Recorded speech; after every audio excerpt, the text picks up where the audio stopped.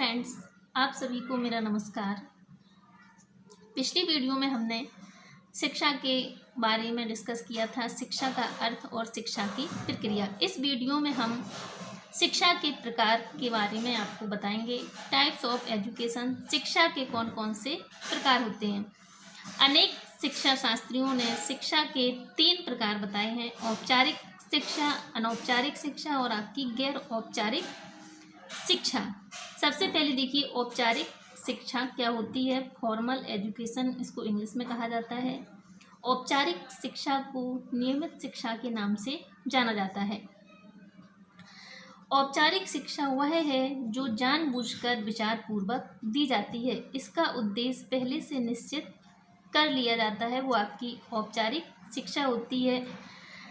औपचारिक शिक्षा एक समय के बाद जब बालक वयस्क होने लगता है तो वो समाप्त हो जाती है। इसमें क्या होता है कि इसमें बालक निश्चित समय पर नियमित रूप से निश्चित ज्ञान प्राप्त करता है या दिया जाता है। तो इस शिक्षा में पहले से सब कुछ ज्ञात होता है, पाठ्यक्रम इसका निश्चित होता है, समय इसका निश्चित होता है, स्थान निश्चित होता है। किसी उद्देश्य को ध्यान में रखकर यह शिक्षा दी जाती है। इसमें प्रशिक्षित जो शिक्षक होते हैं उनके द्वारा शिक्षा दी जाती है और जैसी शिक्षा दी जाती है बालक को उसी के अनुसार शिक्षा ग्रहण करनी होती है। इस शिक्षा का प्रमुख स्थान स्कूल होता है। स्कूल के अलावा यह शिक्षा चर्च, पुस्तकालय, चित्र भवन आदि में भी दी जाती है। तो वो आपकी औपचारिक शिक्षा या नियमित शिक्षा कहलाती है।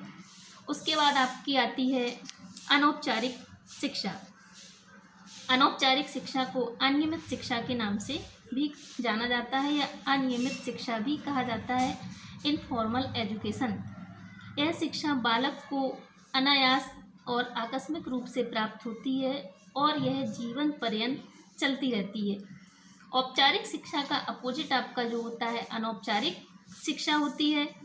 इस शिक्षा की कोई निश्चित योजना, निश्चित स्थान, निश्चित समय और कोई निश्चित नियम नहीं होता है।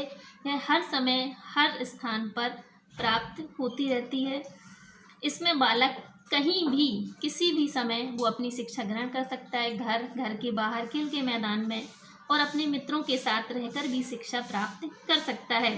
अपने माता पिता से, छोटे बड़े भाई बहनों से, आस पड़ोस के मित्रों से उनका अनुकरण कर अपनी शिक्षा प्राप्त करता है। बालक अनुकरण के द्वारा भी कुछ ना कुछ सीखता रहता है। इसका प्रमुख स्थान आपका जो होता है परिवार, धर्म, समाज, रेडियो, खेल का मैदान और समाचार पत्र आदि। तो वो आपकी अनौपचारिक शिक्षा होती है। यह एक प्रकार की मुक्त शिक्षा होती है। इसमें किसी भी प्रकार का प्रतिबंध नहीं होता है, ना ही शिक्षण विधि का, ना परीक्षा का, पाठ्यक्रम का, समय का कोई भी प्रतिबंध नहीं होता है। बालक स्वतंत्र रूप से सीखता है, वो आपकी अनौपचारिक शिक्षा के अंतर्गत ही आता है। अब आपकी थर्ड होती है गैर औपचारिक शिक्षा। गैर औपचारिक शिक्षा क्या होती है?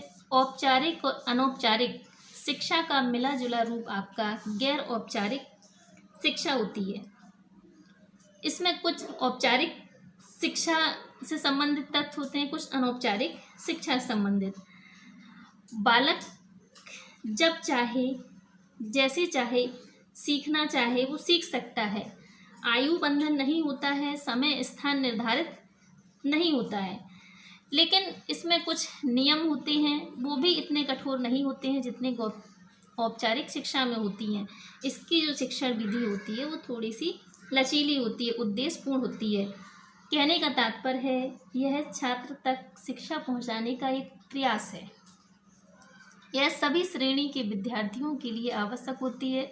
बालक, युवा, प्रौढ़, कोई भी व्यक्ति ये शिक्षा ग्रहण कर सकता है। स्वतः सीखना इसका प्रमुख आधार है।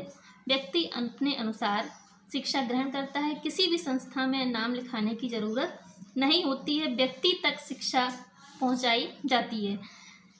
इसके जो साधन होते हैं पत्राचार, दूरस्थ शिक्षा, सतत शिक्षा, यानी कि पत्राचार के द्वारा दी जाने वाली शिक्षा आपकी गैर औपचारिक शिक्षा के अंतर्गत ही आती है।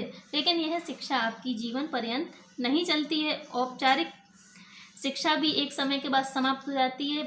गैर औपचारिक शिक्षा भी एक समय के साथ समाप्त हो जाती है। अनौपचारिक शिक्षा जो आपकी होती है वो आपके जीवन पर्यंत चलती है। आज की वीडियो में इतना ही। धन्यवाद।